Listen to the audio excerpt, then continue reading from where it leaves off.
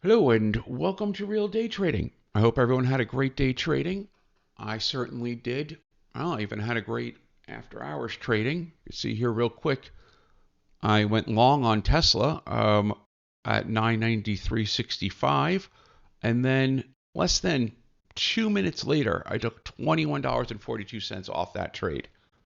Then I went back again because why not? Round two, and I went long on Tesla at 1,013, set my profit target $10 right there, and then less than 3 minutes later, took another $10 off Tesla. So $31.42 in 5 minutes. That is a rare, rare gift from the market, but I will take it. Right now, Tesla is at 1,034. I do have a butterfly on for 1,100 being the midpoint tomorrow. So if tomorrow Tesla continues its jump up here from these earnings, we'll hit the center point of that butterfly, and that is a 30-to-1 return. Well, it was $1.50 cost, so it's a 20-to-1 return on that butterfly. So that also could be a great win. But let's go back for a second. And I did want to talk about something before we get to what's turning out to be a very successful method on the low balance account. I want to talk about this. Some of you may know, some of you may not. Warrior Trading, which is one of the most popular kind of trading services out there, run by Ross Cameron, who is known for scalping, being a very good, almost pretty much the best scalper, I will say. He's the best scalper I've ever seen. The professor, Richard, he's up there, but Ross is a whole nother level of scalping.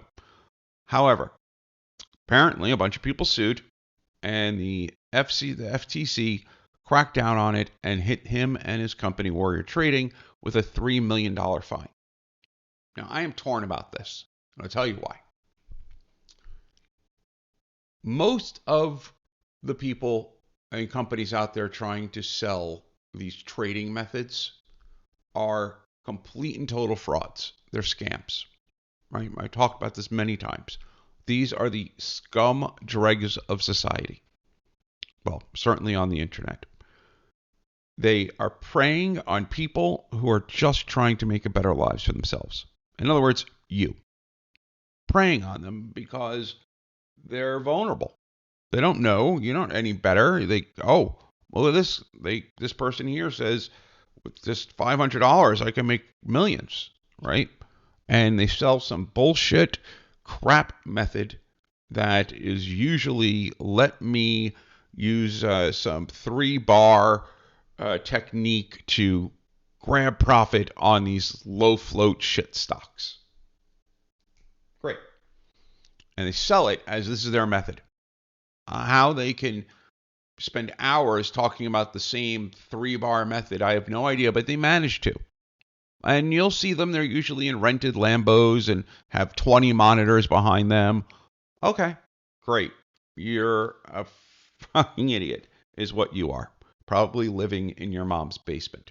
And you've rented that Lambo, which is ostentatious and really, really just offensive to think that this is going to work in terms of marketing. But it does, doesn't it? People buy these courses. And obviously, and of course, they lose their money. Now, Ross here, he does something a little different. He has disclaimers on everything. If you go to any one of his videos, the first thing I pop, huge disclaimer, basically 95% of people will fail at this. Well, number one, that's actually not true. That number comes from analysis done on trading data from foreign markets, and anyone who did even one day trade, let's say I'm going to try it out. I put a couple hundred in my account, I'm going to do one trade, and they lost their money, and that's it. They're done. Close. They're counted as a day trader. 95% lose money. Well, how many people who actually try to learn it the right way, put in the time and the effort, how many of them lose money? Well, there's no answer, no data on that. But it's much lower than 95%. I can tell you that. I see it every day in the real day trading forum, people who are now professional full-time traders, right? And so either way, though, he's using the highest possible number, though. To his credit, he's telling people you're going to fail if you try this. He then goes further and says his results are atypical, even for a professional. And he's right about that, because scalping is extremely difficult. And even professional traders are good at it, but he is exceptionally good at it. But here's what isn't said. And here's where the gray area lies. Ross knows full well that scalping is an advanced form of trading. It isn't the only type of day trading one can do. In fact, most day traders don't use that method. But if you watch those videos and you read the website, it gives the impression certainly that this is day trading. There's no other kind of way that you can make money trading unless you're doing it this way. And so when you go into it, you think, all right, if I can't master this, I can't trade. There's no other way to do it. And he knows full well that those disclaimers actually act as an incentive for some people. Because you look at it and, hubris kicks in. Oh, well, everyone fails at this. I'll be able to do it. But at a certain point, there's a fine line of individual responsibility. When you're being told, hey, you're going to fail, you're going to lose your money. This person's a pro. Don't think you can do this. And you go ahead and you pay way overpriced. His courses are way overpriced. Sums, at a certain point, you fucked up. That's on you. Now, Ross is, he's a nice guy. Gives money to charity. And I've seen how he responds to people and messages. He actually seems to care, right? But he's well aware that the people following him are A, copying what he's doing, and B, can't do it as well as he can. Now there's all these, he's front-running trades. Well, you know what? If that were true, the FTC would have found that out in this investigation here. Or he's doing a pump and dump here, using his own customers to pump up the stock and get in before. Again, they would have found that here too. What they found fault with was basically his advertising. And so I do think it's a gray area, because he doesn't lie, and he isn't saying anything that that doesn't work. What he's teaching works.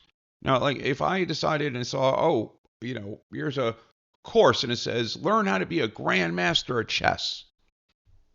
Well, I'm pretty good at chess, but I'm not a grandmaster. And I go, okay, pay $100 or whatever it is for this course.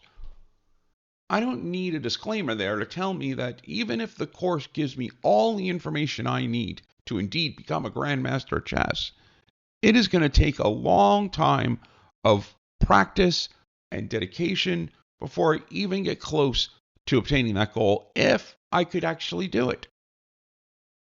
And if I also, take the course and turn out, I'm not a grandmaster in chess, it's a year later, do I have a right to go back to them and say, you misled me? Well, I mean, at a certain point, there's that fine line again. Don't be a fucking idiot. So, I don't know. I hope at the very least that this ruling will lead to them cracking down on the people who really are frauds and who really are scamming people. Because those people should,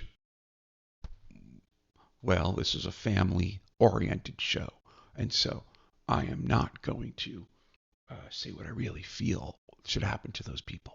But the bad things should happen. Okay.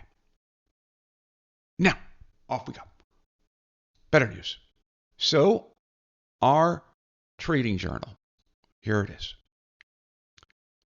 We have done and closed 7 trades, 6 wins, one break even.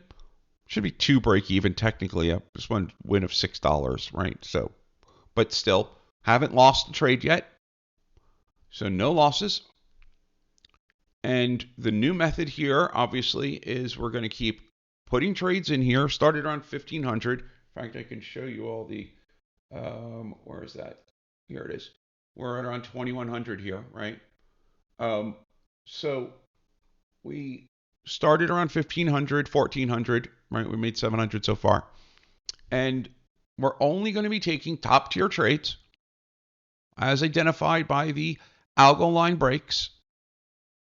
We're only going to be using calls and puts, occasionally stock. They need to be in the money.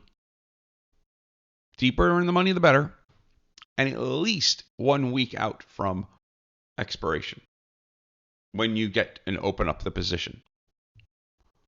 And so today we closed McDonald's, right? We got this McDonald's call, and it was a 250 strike, expired next week on April 29th. We got it for $6.95, a fairly expensive call. And we closed it today at 9:35, which is basically 5 minutes after open. 5 minutes after open, we closed it. And look, let's take a look here. What happened to McDonald's? Here it is. We closed it here. Turned out that was a pretty good save. Those calls right now are worth around $7.95, and we sold it for $8.95. So we got $100 more by closing it early. And why did we close it early? Why didn't we hold on to it? Well, the truth is, here I expect some profit taking. Here. And this after hours spread, by the way, is 257 and bid 255. So it's pretty widespread. I would ignore after hours activity on this. There's no volume. I don't trust what the market's going to do right now. And this stock isn't strong enough to withstand a significant market drop. So I saw the profit on it and I took the profit. Our next play that we had was Owl. Owl was a case here where we pretty much scratched the trade. I also got out of this early, like literally a minute after the market opened. And we're in the M5. Yeah, I got out right here. And afterwards it dropped. Why? Because yesterday I saw the volume on the stock dropping. And you can see here yesterday, right here, look at that, no volume here at all. And there was a lack of relative strength. Here's SPY basically even, and here is OWL dropping. So I did not have much faith that this stock here, which we took because of this particular algo break, that it was going to stay above it. Just didn't have enough to stay up here. Now, it's still a good stock, and I will still put an alert right on here if it breaks algo resistance again. But for right now, smart thing to do was to just take the scratch. Go back. Okay. Oh, TJ Maxx, another great one. This one worked really well. Well, oh, there we go. And there. Okay. We sold this one 2 minutes after open, and this one looks like it was a bit premature. All right, and I think I'm going to put in here, sold too early. Okay, and why did I sell too early? Let's take a look. And this stock Damn you straight to hell. There we go. Okay. We took the 65 calls, and now let's see. We did this at 9:32, so I'm going to go to TJX here and take a look. M5. So we basically sold it right here, and then it just kept going and drifting up. And in fact, even when the market dropped here, it stayed fairly strong. There was no reason to take the loss on this one. I mean, not take the loss, to take early profits. I could have stayed in the stock, particularly because of this setup looked good. My only hesitation was right up here is your 200, 100-day moving average, but that's all the way at 67.90. So seeing no weakness in the stock, I at the very least could have waited till it hit up here and then saw it retrace and then sold it somewhere around there. So that would have been right around that spot. So that one, I left a little bit of money on the table, so I probably shouldn't have sold that one as early as I did. Still, we made $220 on the trade as we march towards 20,000. Okay. Now, IBM, that was a time spread, and we scratched it. And it's a good thing because we were able to scratch because IBM just kept going up and up and up. And in these time spreads, you want the stock, the less the stock, less volatility, the better. And so obviously IBM outperformed by a great deal. And the result was we were barely able to get out with a scratch. So let's go on to our trades for today. We added some new trades. First trade was Procter & Gamble. I rank this trade a 4 out of the 5 scale. The only mistake on it is currently against the market. The market was down today overall, but it wasn't against the market when we took the trade. And we can take a look at why we took the trade here. Go to Procter & Gamble, and let's go first here to the daily chart. Earnings reaction, strong earnings reaction. You can see here, Procter & Gamble first shot up through its SMA. This is the SMA 50 and opened here and just jumped up.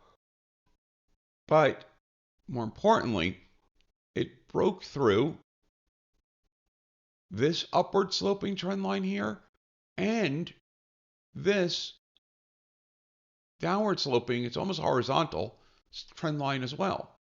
So you have two here, which crisscross here at a price point of 163.42. Now, to me, as long as Procter & Gamble is going to close above that, that's all we need.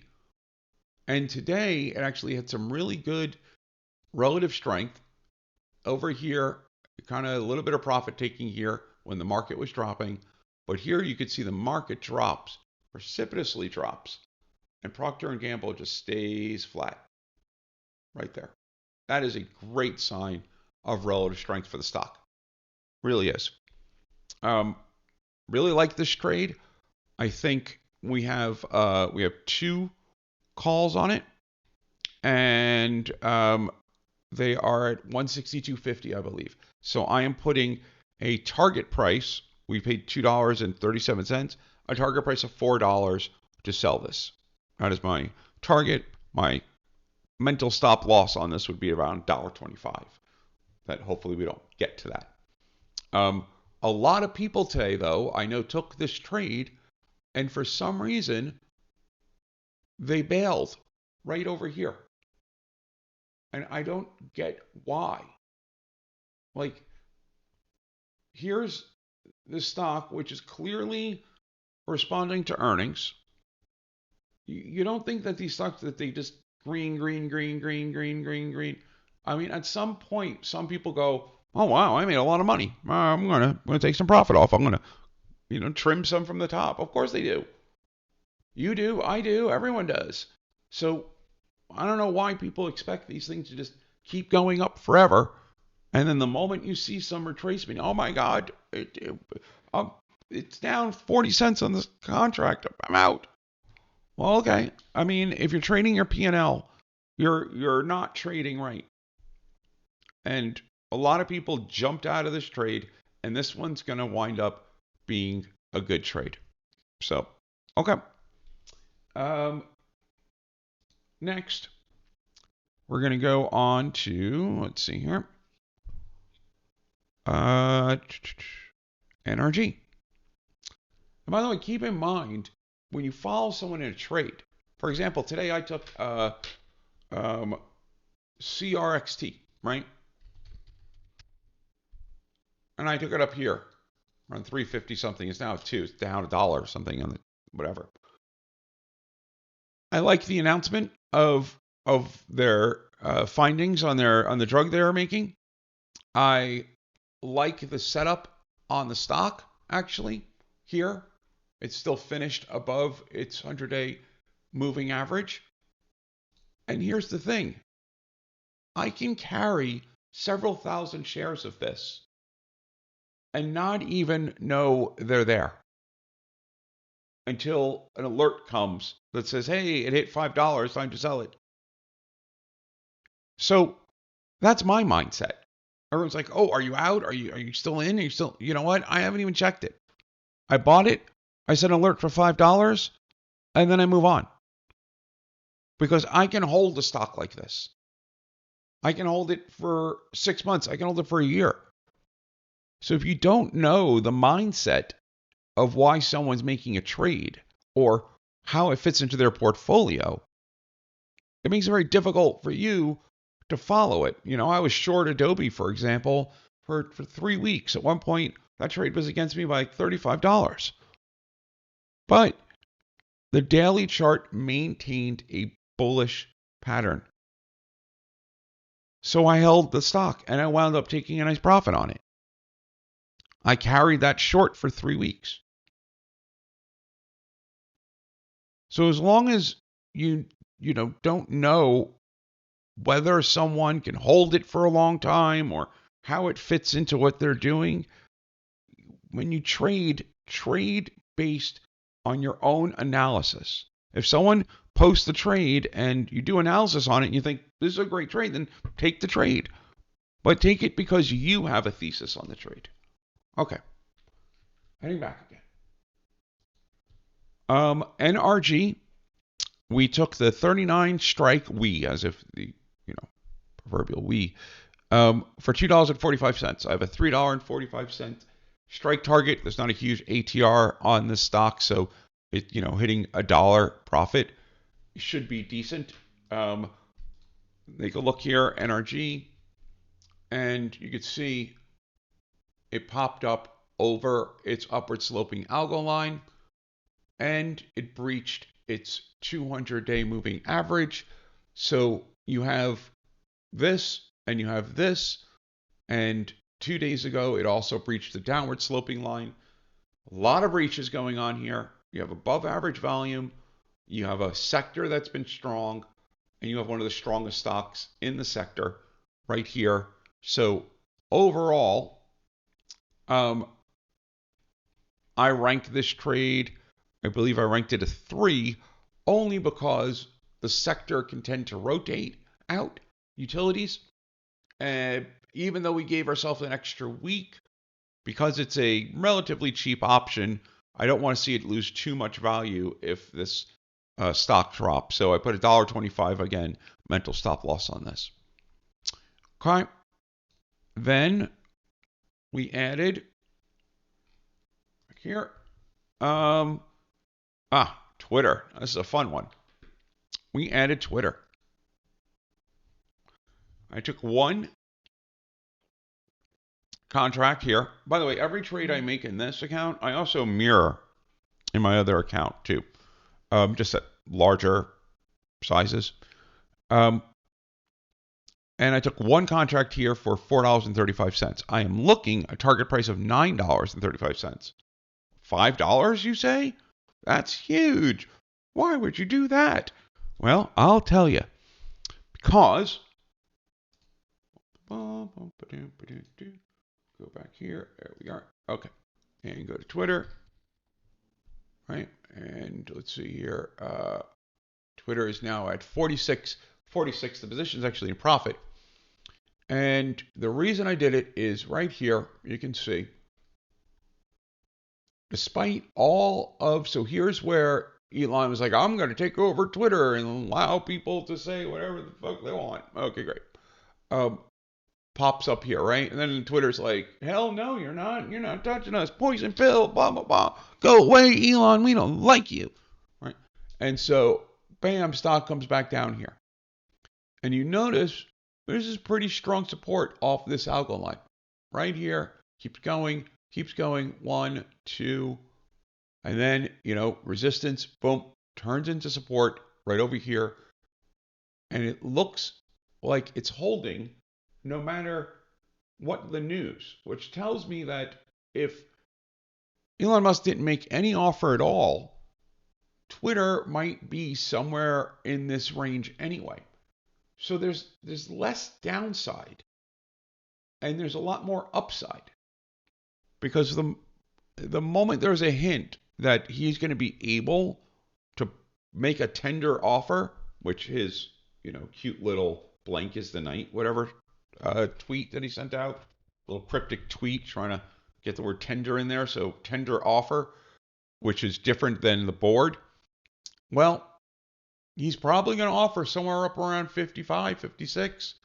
So this stock is going to shoot up to that area, maybe temporarily, but for a moment. And if it does, well, that's where the profit target is. But I have a short leash on this one. Has to happen soon. Otherwise, I'll probably just take the regular profit that it's giving me. But it's a different type of trade than usual. Just wanted to point that out. Okay. And then finally, we took IBM. Last time was the time spread. This is a straight call. And we took only one, $4.15 for the call. We have a $6.75 profit target here. And obviously the reason was IBM, really strong reaction to very good earnings report. You can see here, IBM gaps up over its SMA, over the 200, and breaks through this algo price point, also breaks through this upward sloping algo line. So we have a stock that with earnings, it just went through 3 different areas of resistance and then still managed to finish pretty close up to the high of the day. Some profit taking here, but not really, because this is what SPY was doing. So it was kind of just being dragged down a bit by the market. But overall, for a stock that's $138 to be up $9 and not see much profit taking, that is a very good indication of this stock's going to have continuation in the days to come. There might be a little profit taking tomorrow, but I think that this is going to be another good winner. I ranked it a 4. So there is our trades there. I had a bunch of other pretty good trades throughout the day. Let's see here. Let me just take a look. I took profit on the Pfizer short. I took profit on ASO stock. I shorted Snap, and that was pretty good. That was around 50 cents there. Not a bad trade. Let's see here. I shorted Shop. That was a good trade. VST, Target. I'll take a look at Target here. I'll show you the Target trade. Target has been